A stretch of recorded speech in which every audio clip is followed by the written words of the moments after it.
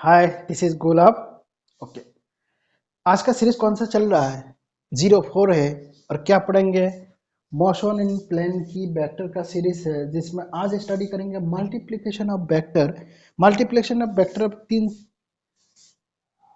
Product by scalar quantity, dot product या scalar product, और vector product या cross product. यानी प्रोडक्ट बाय स्केलर क्वांटिटी, किसी भी वेक्टर को मैं स्केलर क्वांटिटी प्रोडक्ट करने से क्या होगा। दूसरा हम देखते हैं डॉट प्रोडक्ट, यानी कि दो वेक्टर को अगर डॉट प्रोडक्ट करते हैं तो रिजल्ट निकालता है वो स्केलर निकलेगा हमेशा। दोनों वेक्टर रहेंगे, इनपुट में दोनों वेक्टर है, ठीक है। उसके बाद अगर दो वेक्टर को मैं प्रोडक्ट करता हूं, जिसको हम क्रॉस प्रोडक्ट बोलते हैं, उसका आउटपुट वेक्टर मिलेगा। यानी कि दो वेक्टर को अगर मैं प्रोडक्ट करने के बाद आउटपुट हमेशा vector, that is cross product in reverse. अगर आउटपुट हमारा स्केलर निकला तो क्या होगा? Dot product. इसका मतलब है एक स्केलर रहेगा, एक वेक्टर रहेगा, दो वेक्टर नहीं है।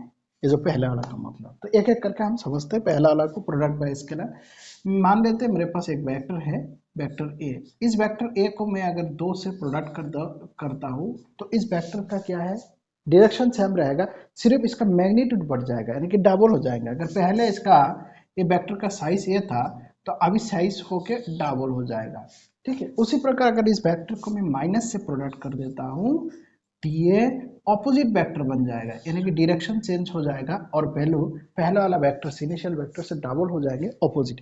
यानी कि दो ही केस हो सकता है, या तो सेम डायरेक्शन होगा या ऑपोजिट डायरेक्शन होगा, या तो उससे बढ़ जाएगा वैल्यू मैग्नीट्यूड। डायरेक्शन दो ही चेंज होगा, सेम डायरेक्शन या ऑपोजिट। मैग्नीट्यूड में क्या फर्क पड़ेगा? दैट डिपेंड ऑन इसके साथ क्या प्रोडक्ट कर दिया। अगर मैं हाफ प्रोडक्ट करता तो आधा हो जाता, 0.3 करता तो 0.3 गुना हो जाता ओरिजिनल वेक्टर से। यही है इसका सिग्निफिकेंस, ठीक है। और ये दोनों वेक्टर को प्लाना क्या बोलते हैं? कोलिनियर है, या तो पैरेलल होगा या कोलिनियर होगा। कैसे होगा? पैरेलल वेक्टर होंगे। जो वेक्टर निकलेगा, अगर वेक्टर ए है और जो 2a है, दोनों वेक्टर क्या है? पैरेलल वेक्टर है, ठीक है। ओके, अभी हम देखते हैं डॉट प्रोडक्ट स्केलर प्रोडक्ट। बहुत इंपॉर्टेंट है। डॉट प्रोडक्ट हमें कैसे बनता है? मेरे पास दो वेक्टर है, इसको मैं इरेज कर रहा हूं, ठीक है।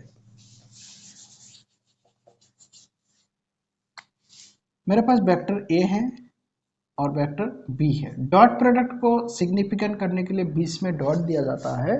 अगर डॉट प्रोडक्ट होता है तो डॉट प्रोडक्ट का जो वैल्यू निकलता है वो हो गया magnitude of A magnitude of B into cos theta.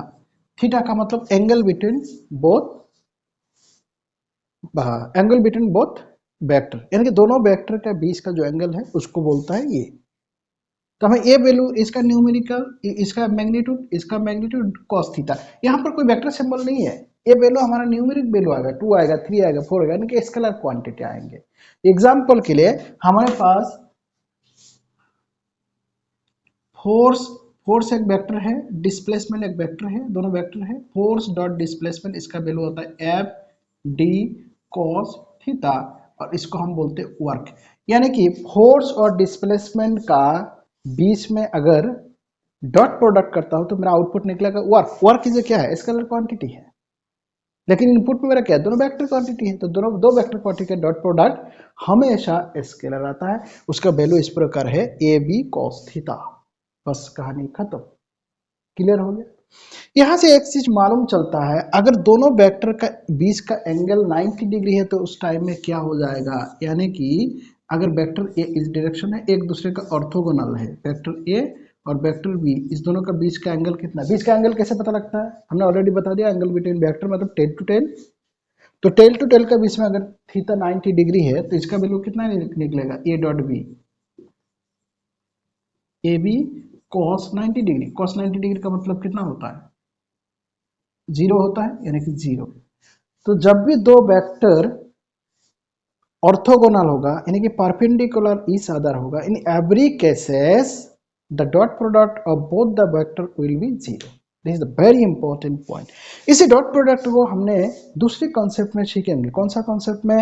Vector A और वेक्टर बी को हम रिजॉल्व करना सीखते हैं।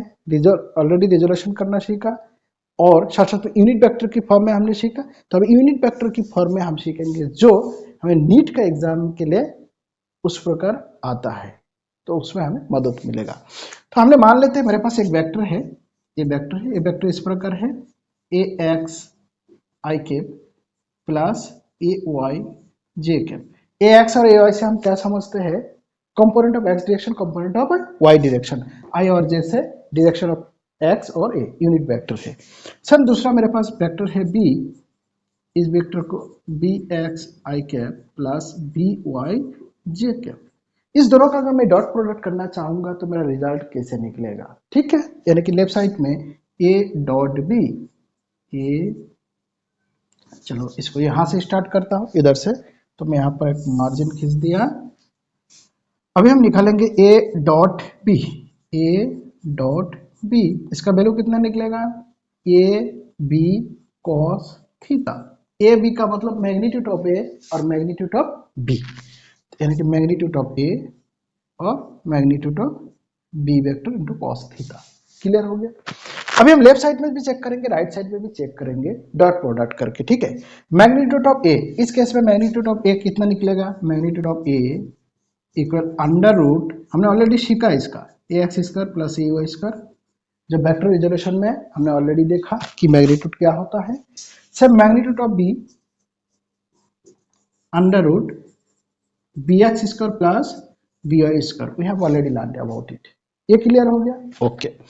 अभी इसकी हमें डॉट प्रोडक्ट करना चाहूंगा तो लेफ्ट साइड में क्या हो जाएगा, ये वैल्यू पुट कर दूंगा, क्या है ए X I cap plus A Y J cap into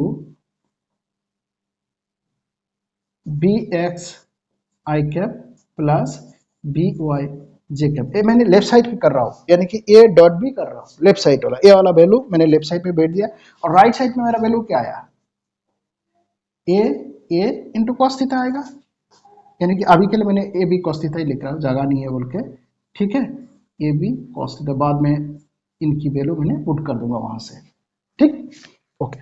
left side में हम देखते हैं इसकी, ए इसके साथ प्रोडक्ट, ए इसके साथ प्रोडक्ट हो जाएगा, यानी कि ए एक्स बी एक्स, ए एक्स बी एक्स, ए एक्स और बी एक्स डायरेक्ट प्रोडक्ट होगा, क्यों डायरेक्ट प्रोडक्ट, दोनों स्केलर है, मैग्नीट्यूड है, लेकिन ये दोनों तो वेक्टर है ना, तो दोनों वेक्टर के बीच में कौन सा प्रोडक्ट होगा, dot product plus A x B Y I dot J, ये डॉट है, इसका सिग्निफिकेंट है, इस दोनों के बीच में प्रोडक्ट है, नॉर्मल स्केलर प्रोडक्ट है, नॉर्मल प्रोडक्ट है, 2 into 3 बस, लेकिन ये डॉट प्रोडक्ट है, इस दोनों का सिग्निफिकेंट है, इंपॉर्टेंट है, इसको डॉट जरूर देना है, ठीक है। तो ए इसके साथ हो गया, ए इसके साथ हो गया, अब ए वाला इसके साथ दोनों के साथ हम प्रोडक्ट करके देखते हैं, यानी कि a y b x j dot i plus, वहां पर जगह नहीं है बोल के मैं इधर लिख रहा हूं, a y b y j dot j equal same, यहां पर a B cos theta. Clear हो गया, ओके।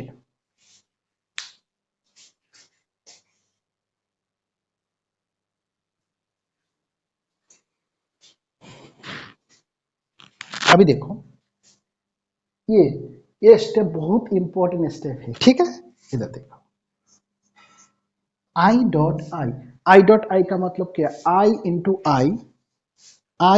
आई कॉस थीटा, और आई और आई इसका बीच में कॉस क्या होगा, जीरो होगा, कॉस जीरो का मतलब 1 होता है, यानी कि इस केस में अगर मैं यहां पर लिख के दिखाता हूं, i dot i equal magnitude of i, दूसरा magnitude of i into cos angle between i 0 degree. तो यूनिट वेक्टर का मैग्नीट्यूड कितना होता है, हमने कितना बार पढ़ लिया, 1 है, 1 इंटू 1 कॉस 0 इक्वल 1, यानी कि कुल मिला के 1 आ जाएगा।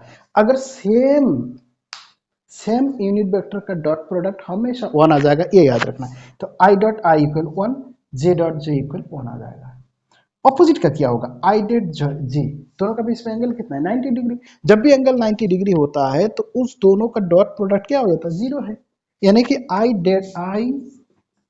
डॉट जे उसका वैल्यू आ जाएगा 0, आई का 1 आ जाएगा, लेकिन cos 90 डिग्री इक्वल 0 हो जाएगा। तो इसका मतलब ये जो टर्म है जो आई डॉट जे और जे डॉट आई, ये दोनों हो जाएगा 0। हमारे पास सिर्फ ए और ए टर्म रहेगा और ये दोनों टर्म मिला के हो जाएगा 1। तो कुल मिला के लेफ्ट साइड में मेरा रह जाएगा a x b x plus A y b y equal right side में mod of A mod of b cos theta.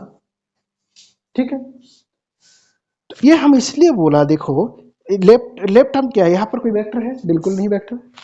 ये मॉडुलस ए और मॉडुलस बी हम कहाँ से निकाल सकते हैं? इससे निकाल सकते हैं। तो कभी अगर दो वेक्टर का बीच में इस प्रकार दो वेक्टर दिया रहेगा, इस दो वेक्टर के बीच का अगर एंगल निकालना आता है तो ये फॉर्मूला बहुत ही इंपॉर्टेंट है। जो फॉर्मूला हमने निकाला a x b x plus A y b i equal mod of A mod of B into cos theta. यहाँ से कॉस थीटा का वैल्यू आ जाएगा, ये वैल्यू हमने इन जो दिया हुआ है उसमें से निकाला। जैसे इससे से mod of A mod of B निकाल दिया, और इस दोनों का ये लेफ्ट वाला टर्म कैसे है, देखो आई आई प्रोडक्ट करना है, जे जे प्रोडक्ट करना। अगर के आता है यानी कि 3 डायमेंशनल होता तो वो भी कर लेते हैं। यानी कि यहाँ से shortcut formula A dot B हमें क्या निकला, ए डॉट बी सिर्फ ए और ए प्रोडक्ट कर दो, यानी कि ए x b x plus I I cancel हो जाएगा, क्योंकि ये कौन सा स्केलर बन रहा है।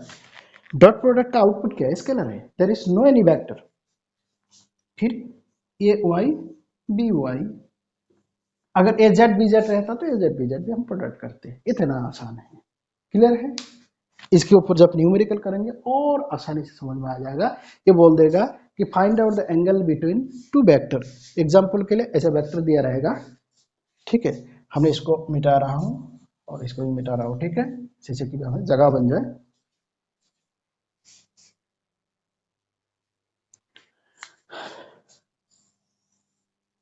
एग्जाम्पल के लिए अगर मेरे पास एक वेक्टर दिया हुआ ए, मैं ए से सिंबल करता हूँ 2i cap plus 3j cap, और बी मेरा क्या दिया हुआ है 2i cap minus 3j cap for example के लिए, ठीक है। ए बी दो अलग अलग वेक्टर है, तो बताया गया है find out the angle between two vectors. तो मैंने कैसे एंगल निकालूंगा, हम क्या जानते हैं A dot B equal mod of A mod of B into cos theta. ये थीटा हमको निकालने बोला, एंगल बिटवीन हमको पता नहीं है।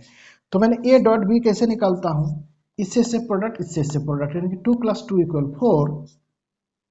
वैसे निकला a x b x plus A y b i plus 3 × 3 3 × -3, ये हो गया a dot b. Left side में हमारा निकल गया। राइट साइड में हमको क्या निकालना है मॉडुलस ऑफ ए, तो modulus of A √2² + 3² into modulus of B √2² + -3² into cos theta. अब ऐसा केस में हमें कॉस थीटा निकाल सकते हैं, आराम से निकाल सकते हैं कि 4 + 9 -5 हो जाएगा, ये वैल्यू निकलेगा, ये इससे डिवाइड होके थीटा इक्वल कॉस इनवर्स, जो भी वैल्यू आ जाएंगे, ठीक। तो ये जो कॉन्सेप्ट है, ये जो मैंने बताया हूँ, ये वाला फार्मूला ये बहुत इंपॉर्टेंट है। यानी कि क्या क्या याद रखना है, ए x b x a y b i और a B cos theta, A B का वैल्यू हम इससे निकाल लेते हैं। क्रिस्टल क्लियर, कॉन्सेप्ट क्लियर होना बहुत जरूरी है, ठीक। तो पहले हमें ये फार्मूला याद करना, A B A dot B को ए बी कॉस थीटा, इसका आउटपुट हमेशा क्या है स्केलर है। उसके बाद ये जो है ये वाला पॉइंट जो है मैंने डेरिवेटिव करके देखा है इसको, तो इसको नोट डाउन कर लो, माइंड के अंदर नोट डाउन करना बहुत जरूरी है। बुक में तो नोट डाउन बुक में ही रहेगा। नेक्स्ट हम देखेंगे क्रॉस प्रोडक्ट।